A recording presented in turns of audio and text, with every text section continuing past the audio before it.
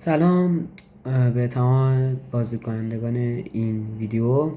امروز همونطور که از رو تایتل فهمیدین قرار راجع به درست کار کردن ریترگرهای دسته ایکس باکس سری اس و همچنین آن لوگا این آموزش رو بهتون بدم. حتما قبل چنل رو سابسکرایب کنین، ویدیو رو لایک کنین اگه از این سبک ویدیو دوست دارین. همراه من باشین، بزنیم بریم سراغ ویدیو.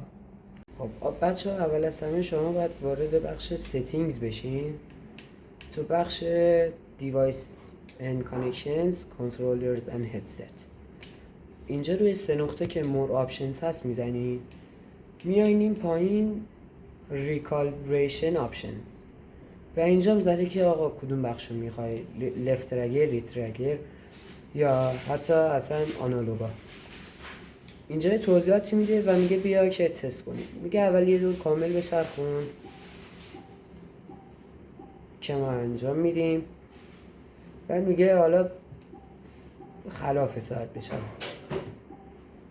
که اونم ما باز انجام میدیم. حالا میگه تک تک یه لحظه بیار. بعد از اینکه انجام بدین دستتون شروع میکنه به لرزیدن. و حالا اگرم ما بخوایم برای ترگرامون این کار رو انجام بدیم، کار خاصی نیست، فقط میگه 12 بار ریترگر تو فشار بده تا بفهمیم درست کار میکنه یا نه.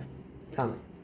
و بعضی اوقات هم این دلیل پیش میاد که میزنه شما باید دستتون رو آپدیت کنید، اما برای من اینجا هیچ آپدیتی وجود نداره، زده نو آپدیت اویلیبل و شما بزنین هیچ ایرادی نداره و این آپدیت به صورت کاملا آفلاین انجام میشه.